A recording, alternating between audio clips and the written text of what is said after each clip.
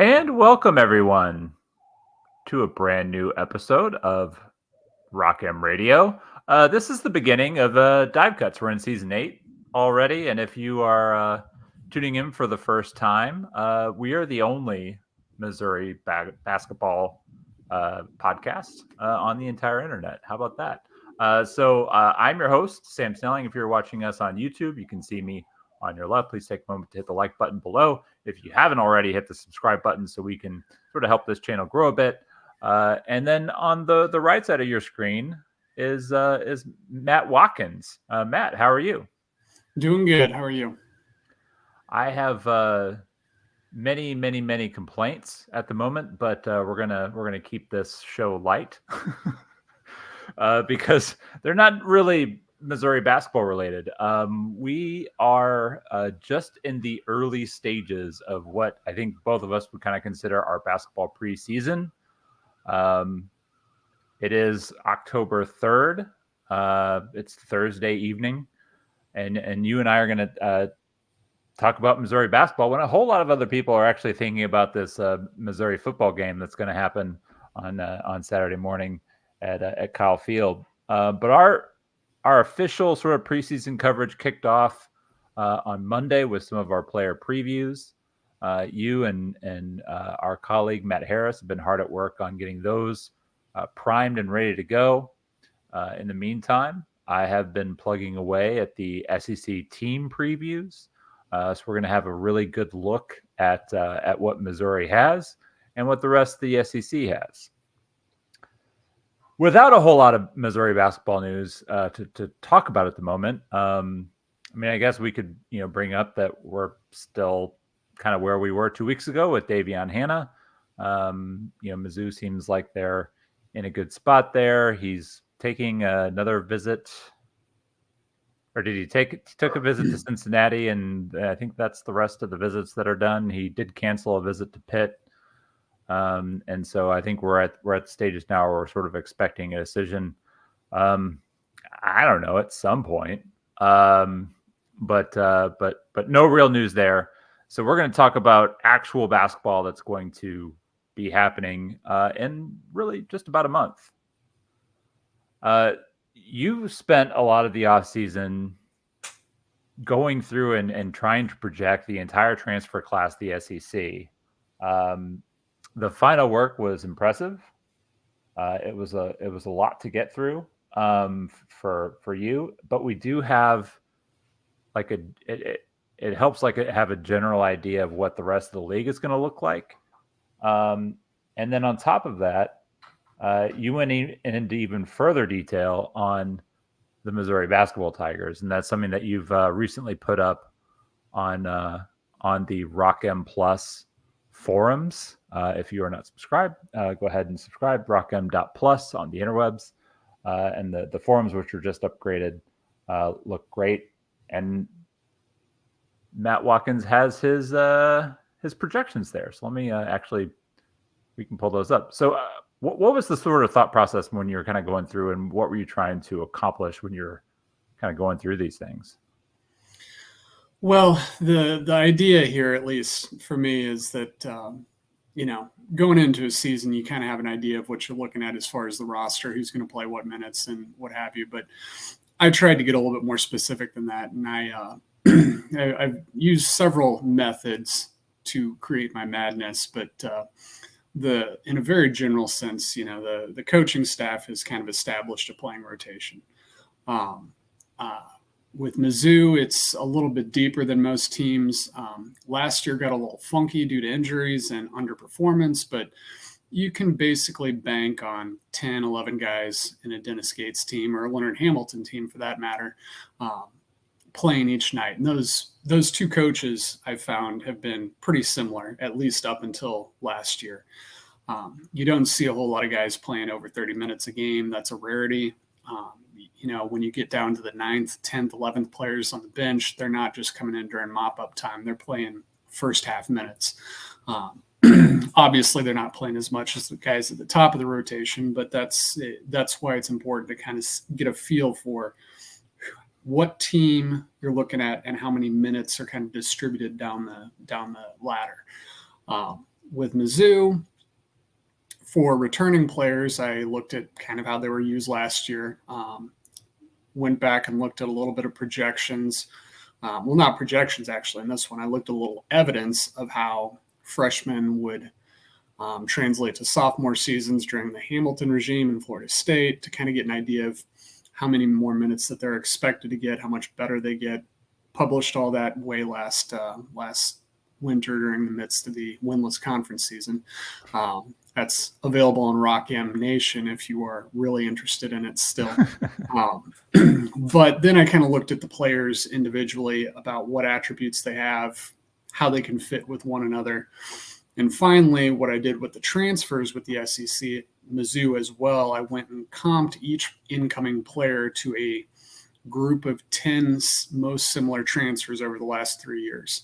And I kind of bucketed them into two categories: the up transfers, meaning going from a lower mid-major up to a high major, versus the lateral transfers, which came from a high major to another high major. And I looked at kind of how their numbers would be expected to shift to kind of get a baseline expectation of what you're looking at. So that's a lot of words to say that I've used many different methods, some which are a little more speculative than others, to arrive at a preseason projected minutes and usage rate for each player in Mizzou's roster. So I'm going to put this up on the screen for anybody who's watching us on YouTube. You can kind of see where we're what we're getting at. So this is a sneak peek behind the scenes at the Rock M Plus forums, new forums. So these are basically the projections that Watkins has come up with. Mm-hmm. Now it is one of those things where it is interesting as you kind of go through this, and as I was kind of going through a similar thing, like trying to determine, how a player is going to be used. So that's determining like how many minutes and what the usage is going to be, how that player is going to use those minutes, which would be like, getting into like the usage side of it, or sorry, the offensive rating side of it. Mm-hmm. And being able to, essentially like take out all of this data and apply it almost kind of in a template way to like what we can kind of expect to get from this team. And so when I was trying to rethink how we're going to do the SEC team previews, I was basically taking like a lot of your ideas for what you're doing with players, taking the data that we, I guess, have available to us, because for everything that you did with the transfers, which I did use, and I used like almost all that data. Some of the like minutes projections ended up having to be tweaked because one of the things that I started doing was actually trying to figure out how a coach is most likely to use those the players that they have. Like, and it is interesting when you go back and like the perception, for example, is John Calipari doesn't really use a deep bench. He relies heavily on probably 6-7 guys, has 2 to 3 guys who are like way up there in their usage rates, and then you have somebody coming into Kentucky this year where Mark Pope has a bit of a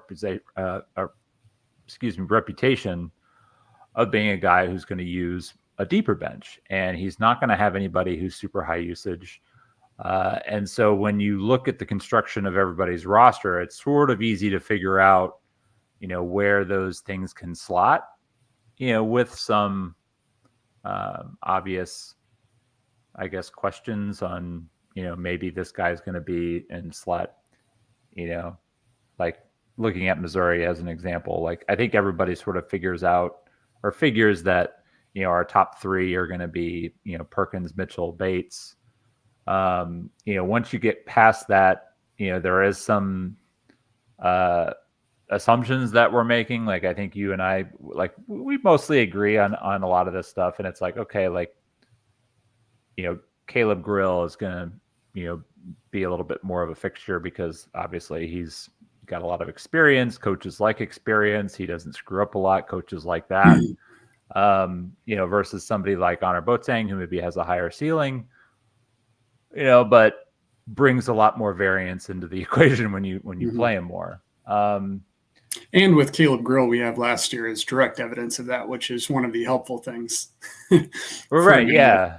Early on the year, that's about the minutes he was playing. So different cast, obviously, so there could be a difference here, and he might perform better or worse. We don't know. But that is another telltale indication of, with 10 newcomers, you've got one returner or one specific returner here that we're talking about that, he kind of fits in the same way. And getting, Division I transfers, which, I think is one of the things that's really kind of changed up a lot of how we have to look at this.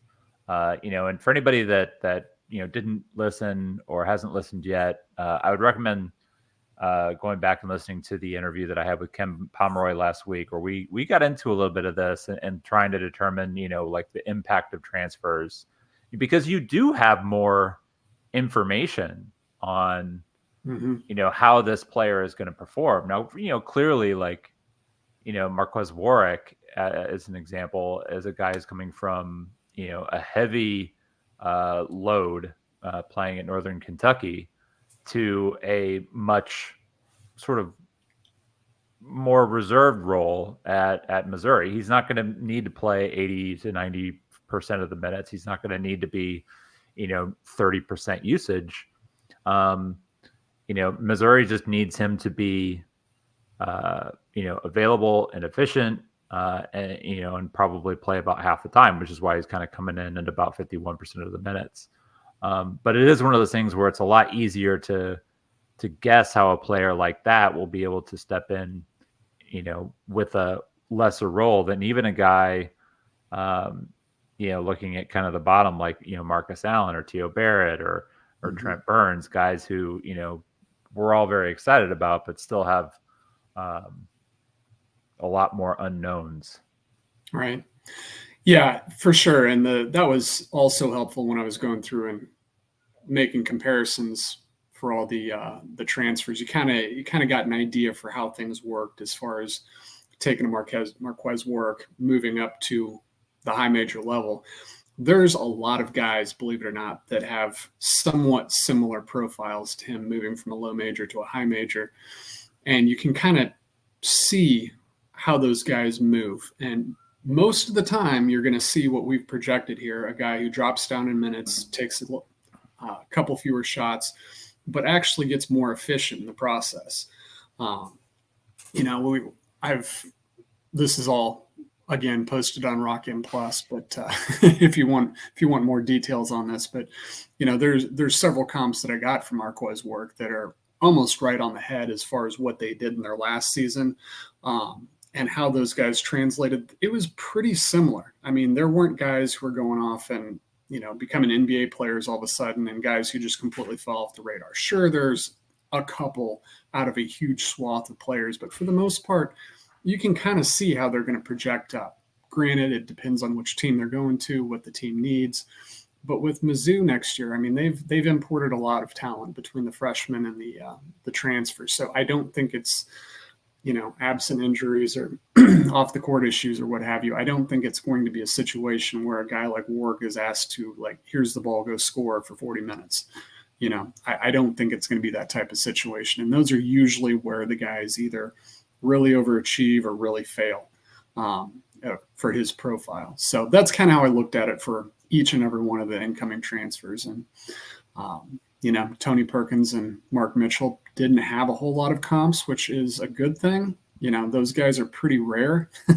Yeah. You don't often get a all Big Ten second team senior transferring to another high major. That's rare. You don't generally have a former 5-star starter at Duke who's putting up good numbers but didn't quite have the role he wanted. You usually don't see those guys transferring to another school. So those were a little bit harder to see what you were going to get, but it's a good thing. Is it a good player? Is it a great player? That's kind of your field that you're looking at with versus, like, is he going to make any impact or is he going to make a lot, which could be a much larger variance.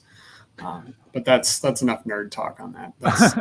This is a math class. Yeah, it is. I mean, it is interesting though, because essentially, like, when you apply what we sort of projected into game situations, which is one of the things that I'm doing with some of the projections that I'm going to roll out on the SEC team previews, as well as having those on the Missouri preview.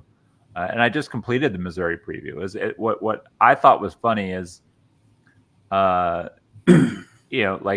Tony Perkins ended up with basically the same points per game average as he did last year at Iowa. Mark Mitchell increased, but not significantly. And that, like, because he's also going to be on the floor sharing possessions with Tony Perkins and Tamar Bates. Tamar Bates, I think, was averaging about 13 or so points a game. I actually looked it up, what he had in league play, and I want to say it was like 16 points a game. But I think for the season I had him at 12 or 13, and Mark Mitchell right about the same, and Tony at 14, and if you have those three guys that are reliably scoring, there's no reason why. And I think, like, this is where you kind of get into one of the things that I did want to bring up, which is, you have talked, at least, we haven't really talked about it on any podcast, or haven't really discussed it that I can remember in any of our posts online, but talking about surplus. And that was one of the things that we were kind of discussing, because as I'm, like, prepping all these previews, I've got all these, like, projections going in. I'm like, wait, like, these possessions don't add up. Like, we need to crunch them down. Like, like, this is how I'm going to have to present it for everybody. And you're like, no. Like having a surplus is considered a good thing, because, like, if you have projections and you have to squeeze your production into a smaller number, that's a good thing. So how did like the surplus sort of come about? It's just something that I was looking at when I was putting these together. If you read my article last fall, not long before last season started, I wrote an article for Rock M Plus, kind of having some questions about whether Mizzou had enough offensive production. And by that, I don't mean whether they had enough guys that are, on the floor for offense, but whether they had enough guys that had a history and a demonstrated ability to utilize enough possessions to make the game work. And put very simply, someone's got to shoot the ball. That's, with the shot clock, someone's got to shoot the ball. So you've got 65, 70 possessions, maybe 75 in a game. Someone has got to either turn the ball over or shoot it on every one of those possessions. That's just the way it works.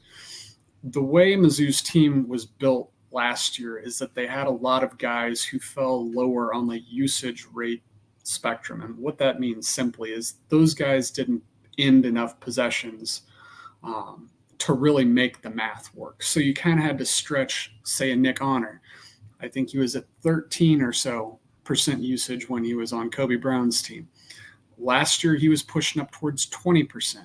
That's a huge, huge, huge increase. I mean, it's completely different world. So when you looked at games where Nick Honor was forcing shots in the lane that often didn't end well, that's what I'm talking about. He had to take those shots. Someone has to take those shots, because if he's not doing it, someone else is going to have to take a shot that they're not normally comfortable with taking. So putting that all together with these projections, I looked at each player individually as opposed to a team, and kind of looked at where they would ideally fit on the minutes and usage spectrum. Okay, so you've got 100% of possessions used. So with teams that had guys that they have a bulk of guys that my individual projections say are much above 100%, you've got what's called a surplus, or what I'm calling a surplus. Meaning that you've got enough guys on the team that have a demonstrated history or projected ability to take more shots than the team needs. Last year, Mizzou would have ranked last in that, and that showed. This year, I have them about third or fourth in the SEC. And some teams are like Ole Miss, I believe, is number one. They're up at like 110%. They've got a surplus because they brought in a bunch of high usage, high minutes guys, and they're going to have to cut those possessions out. Typically, that's a good thing.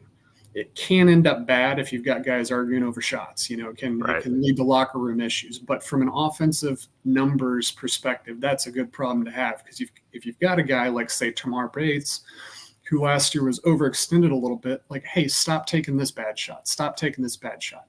Only take these good shots because we got other guys to do the rest. His numbers go up.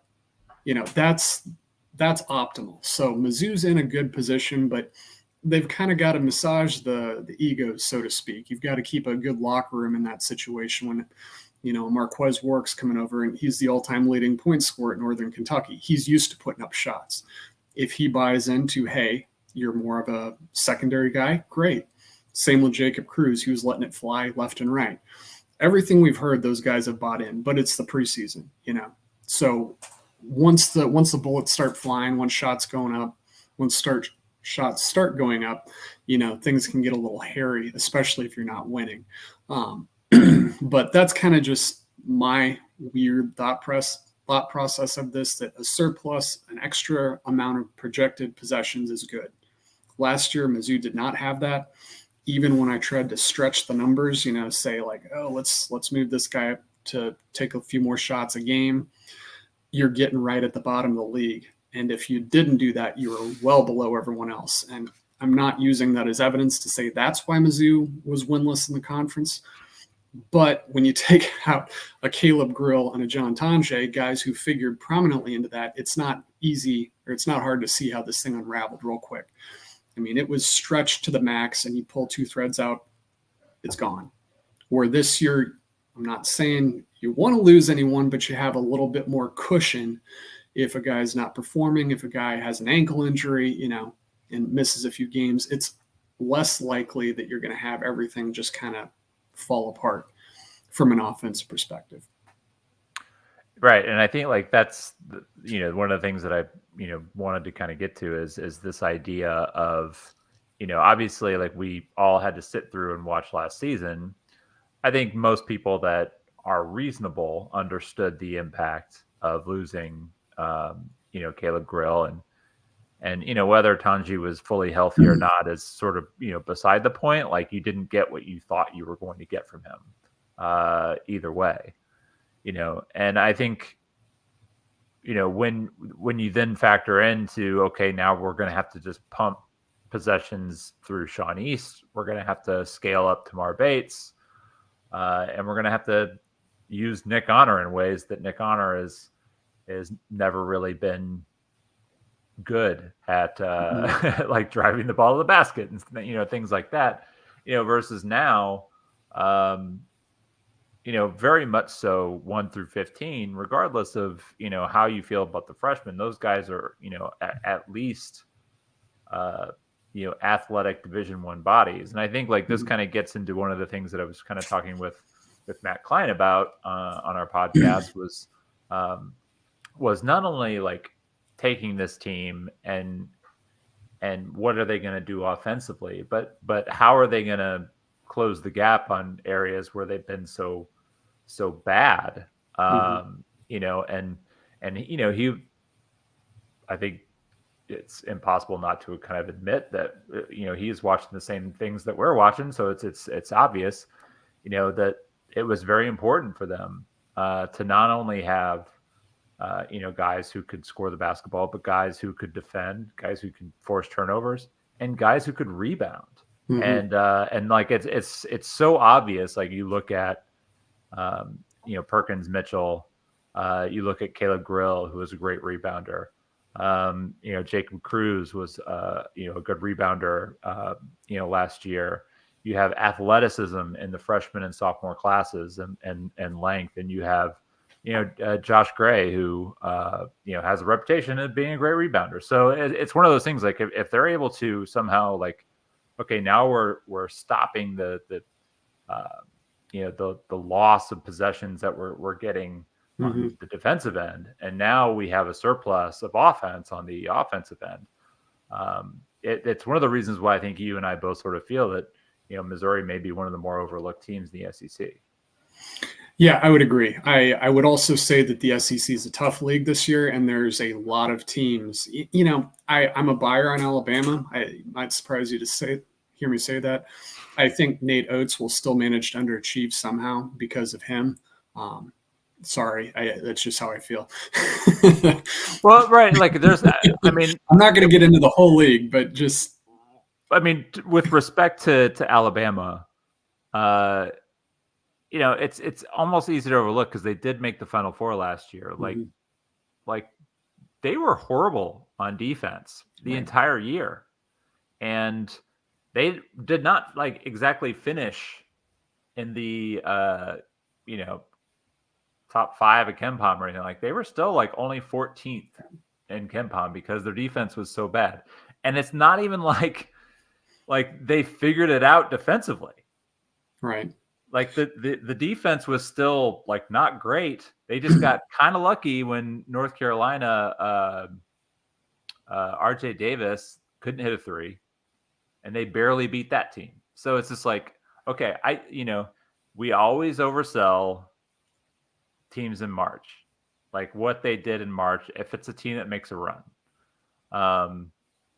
obviously, if you're UConn, you win back-to-back championships, you can crow a little bit, but to me, it speaks a lot of the same level of, everybody getting excited about Arkansas's Sweet 16 and Elite 8 and all that kind of stuff. And you're they didn't really have to beat anybody. They got really good draws, and that happens. And I'm not saying you should apologize for it, but we need to take that into account when we talk about what we expect you to do the next season. So I do think that Alabama is probably the class of the league. I don't know that they're a national championship caliber team, at least when you look at it going into the tournament. Anything can happen in March. They might win it all, and I might have to come back here and say Nate Oates is the greatest thing since sliced bread. If they don't end up with their roster, if they don't end up as a protected seed, it's going to be a hugely disappointing season. And they have huge expectations. That's the other part of it. So anyway, Alabama, I think, might be a little bit of a step ahead of everyone else. But, you look at teams 2 through about 14, and we've got 16 this year. 2 through at least 13, you've got teams that can all beat up on each other, and I wouldn't be surprised if any team 2 through 13 routinely beat the other. It's going to be a real dogfight in the middle. So, yes, I do believe Mizzou is much improved, but, the margins this year are going to be thin. Mizzou was incredibly good in close games year 1. They were incredibly bad in close games year 2. If you're just about average, you're probably going to end up about 10th or 11th in the league, which now is still in tournament contention. But that's kind of the dance you have to do. I think Mizzou is in a much, much better spot than they were this time last year, especially with the numbers. But, you never really know until the games start going. And Mizzou probably didn't do itself a whole lot of favors with its non-conference schedule, but we're not going to get into that again. I don't want to go on another tirade. So, I think Mizzou's roster is in a much, much better spot than it was. And I think they have the makings of being a team that can be very, very competitive and, on the right night, beat a lot of good teams. They can also potentially lose to some bad ones. I've got a whole series of questions running on Rock M Plus right now. They have questions that I have about the season, and some of those are addressed in there. Today was rebounding, if you're interested in that. So yeah, there's questions, but I think there's more answers this year, probably than even year 1, honestly. Oh yeah, I definitely agree with that. And that was sort of another thing that I can't remember if I actually talked on the air or if that was off the air, but we were kind of talking about some of the garbage time stuff with Ken Pomeroy and and using Missouri 2 years ago as a perfect example. The top of their rotation was able to sort of extend and play with anybody, but the second they went to deep in their bench, they weren't able to beat bad teams. Mm-hmm. And so they would have these 38-point leads and they would end up winning by 22. and like that reflected poorly on their overall performance in a lot of the analytics sites. And it's also that does impact your net score, which can impact your seeding, but overall, like seeding tends to look at strength of record, wins above bubble, things like that. And so, shout out to Bart Torvik for being included in the selection sheets this year. Oh yeah. Another nerd taking over the world. Bart's good people. He's got a great site, best free site for my money. And I would also, if anybody that is listening to this probably has read Study Hall at some point, one of the main reasons why the math in Study Hall is as good as it is because I got a lot of help from Bart. So I took over these things from Bill Connolly, and Bill is admittedly he's not a big basketball guy. He was still using a lot of the NBA numbers for some of the metrics, and so in my trying to adjust for the college, like the algorithms, just like they sometimes talk back at you, and so I asked Bart for help, and he kindly stepped in. But yeah, so like as far as like the league is concerned, like this really is I'm going through and I'm getting the masses picks right now. And one of the reasons why I always like getting the masses picks is you're always going to get like the homer picks, right? You, myself, Matt Harris, even though we consider ourselves to be independent thinkers, we are still Mizzou basketball fans. We want Mizzou basketball to do well. So, maybe Harris is a little different than you and I, but we both have. Harris would rather be right than to win. Yeah, there's some truth to that. But this idea of essentially like every year I come into a basketball season hoping for the best, and that can affect how you see the team. So even like last year, like I probably talked you guys into liking the team more than we should have. Despite seeing the flaws before the season, like you still like it's hard to fight through our Mizzou colored glasses. And so the masses come in and they submit their own picks. And so like we ask people that are fans of all these SEC teams, and you do end up getting their own homer biases, but they end up kind of washing everything out. And I think like that's why it ends up being really nice to get that. And one of the things that you are saying is there is sort of an agreement on who we think is going to be at the top. There seems to be an agreement that there's going to be a pretty big middle. And then really what it comes down to, is, can you win on a Wednesday night, in Starkville, or, can you, flip a result, in Nashville? Can you take down Tennessee or Alabama or Auburn at home when they come in? And that's where you end up kind of getting, the standings where they are. It's where you end up getting the tiebreakers. I feel like whenever I end up like submitting my final picks, I hedge a lot of bets. Thankfully, we're not, gambling on it, but it is, trying to sort of explain, like, I like this team to this degree. Here's sort of where we see what they could be. And I do think that our previews this year are going to be better than they've been in years past because of the projections that you put together, along with the coaching math that I worked out. And trying to kind of figure some of those, the slot minutes is what I'm calling them. If you're on the Rock and Plus forums, you can kind of go. There's a discussion on slot minutes. I have Missouri slot minutes up there. I plan on posting more coaches that we're kind of going with, and I think it's an interesting topic in determining kind of like where, how, like I was saying before, how a coach uses their rotation. And it makes things a little easier to sort of project, what you're going to get from different guys. Practices started. I told you, like, I didn't really want to take this past 30 minutes, and we are past 30 minutes. there's just not a lot going on. Yeah. We do have a exhibition game that they did Mizzou finally announce it, or is that still only Lincoln They that have announced it? not officially announced it, but it's been confirmed.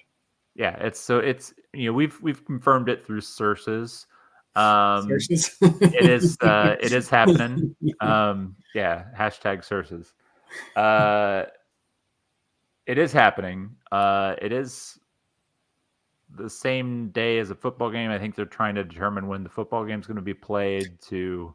That would be my guess. It's the same day as Mizzou plays at Alabama in football, so I'm guessing they're going to try and avoid not overlapping, and they're playing Lincoln University, which there might be another Lincoln University. This topic came up, but it's the one in Jeff City, so the travel logistics aren't a real big issue if you want to flip the game from 11 or 6, whatever. They're right down the road. So Yeah.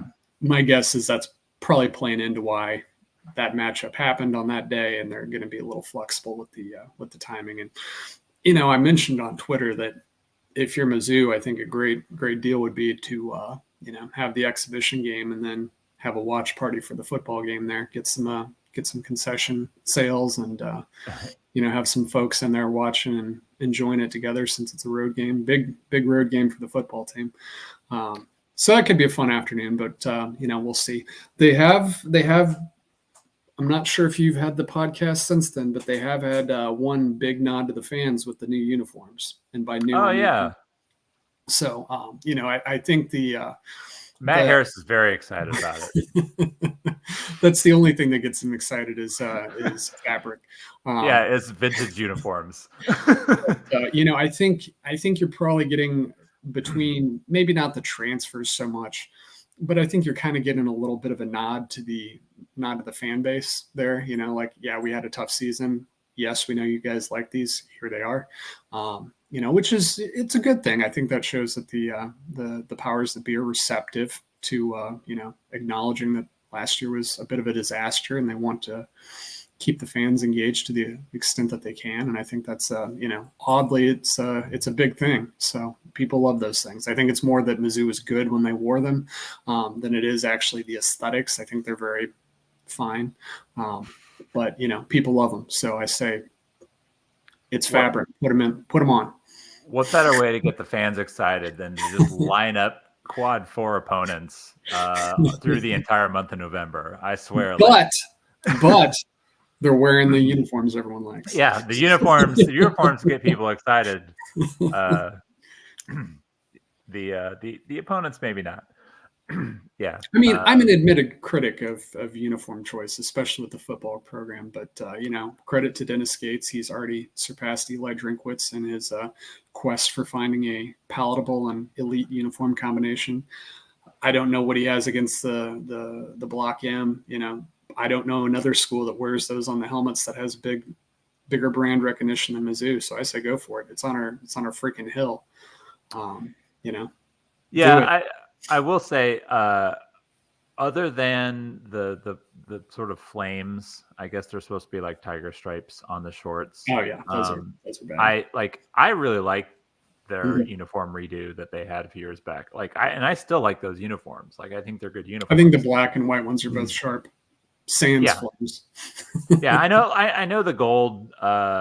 They weren't real popular. I was not in love with them, but I didn't mind them as much. They could have worked with different shorts. My only issue with them was really especially on those gold ones, those flames just look worse because they're black. Right. It looked like the early 2010 football jerseys with the gold shirts and the whatever black stuff this was. It's not a good look. Just stick with solid colors, with some nice accents, and you can look sharp. We don't need to go over the top here. Classic is good. I will say keep your let's not go for anthracite. I think anthracite for pretty much everybody looks dumb. Especially those ones with the script tiger on it last year. I did not like those. Those might have been the worst basketball or really any sport uniforms I've seen Mizzou wear. Those were and I'm sure you also saw that that Kansas is doing their script uniforms, not the script, but like their traditional circus letters. Yeah, circus letters, I guess is that's a good way to describe it. But they're going to that, so like I'm a fan of like the just like big, like just bold classic uniforms. Like I do like the simplicity of old school uniforms. I like the Fighting Illini. I did like I think I saw it on Twitter or something like that. Maybe it was even in our own Slack chat. Somebody said, because it says fighting and it has their number and Illini, and somebody's just like, oh, if like fighting one Illini sounds a lot better than fighting 30 Illini. And I'm like, oh, that's pretty creative. I hadn't thought about that. But I do like those uniforms too, like the classic Fighting Illini. So it'll be good. Hopefully, like with Missouri kind of going with their classics, Illinois go with their classics in the game, Kansas go with their classics, and it'll be like 1990 all over again. We'll all be very happy. Yep, I agree, and we just need to get those shorts shortened up, right? I mean, we got to have them like tight up and. Well, I mean, they are getting shorter than they used to. Like so I'm sure we have like a lot of WNBA viewers on our listening feed. And if we don't, so Diana Taurasi finally retired. And again, like one of my favorite comments about Diana, she was sort of like walking off the floor. Everybody's standing and applauding. And I mean, really, like Taurasi is one of the goats of women's basketball. She's terrific. But somebody said, like, that woman's from a different era. Look at her shorts. And she had shorts like down to her knees, which, for the kids now, like that's how when I was playing, like you wanted big baggy shorts. Like, Michael Jordan kind of started it and it just kept kind of going down and down and down until it got ridiculous. Like there were guys wearing shorts that were down to their like calves. And so I'm a fan of like it. At least it needs to be above the knee, and I do like that some guys are kind of wearing them a little bit higher. I don't need anything higher than that though. I don't need anything higher than like mid thigh. Like I don't need anything tight like that.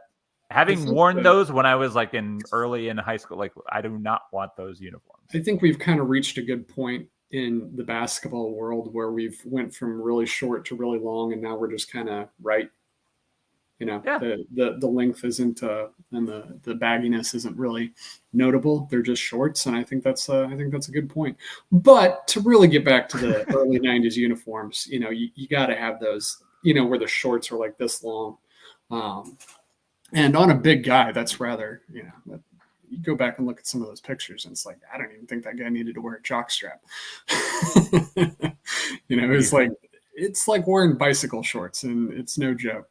There's not a lot of room to move around. But they had the long socks to make up for it, so they kind of covered the leg in a different way. I prefer how it is now.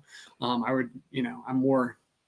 You can see like seeing lower legs than calves are okay. Hip sockets not as much. I would rather be more exposed down at the lower leg than the upper leg. We'll just put it that way. So anyway, I think we've hit the wall on that. Yeah, I think that's means it's definitely time to wrap this up. I hope everybody tuned in for last week's double interview. I thought Matt Klein was really great. I thought Ken Pomeroy was great. Thank you to both those guys for taking the time to sort of hang out with me for a bit. Dive Cuts itself as a podcast is going to take a couple weeks off. And in a couple weeks, Sam, like we are really bearing down on when the season is starting. Once the season kicks off, we will go weekly.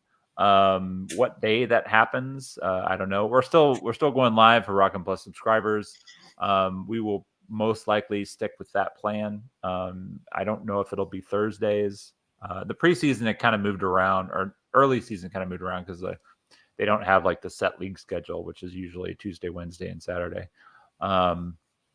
So we'll get that figured out. We'll let everybody know, and we'll be back in a couple weeks. Watkins, do you have anything else that you want to hit on before we get out of here? Nope, I think I've exhausted our listeners' patience with the short conversations, so I think we're good. Well, thanks everybody for tuning in. If you did enjoy this podcast, thank you.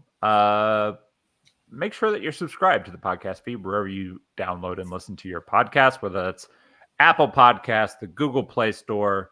If you are on Spotify, we are on Spotify. You can find us there at Rock M Radio. If you're watching us on YouTube, you like the viewership as well. Make sure you're subscribed, hit like, all that kind of stuff. And if you are subscribed, you also get episodes before the box score. Our new Olympic sports podcast, Majority Rules. Matthew Gustafson is doing these great volleyball interviews for all the volleyball fans out there. Make sure you check that out. Make sure you're reading everything over at the flagship rockmnation.com. Please take the time to head over to rockm.plus and subscribe if you are not already. You can give this gentleman a follow on Twitter at Data Mizzou. You can see it there on the screen. I tweet sometimes, but not very often. You can most of the time kind of trying to man the Rock'em Nation account. But I'm at Santee Snelling. We will see you in a couple weeks. Thanks for everybody for tuning in.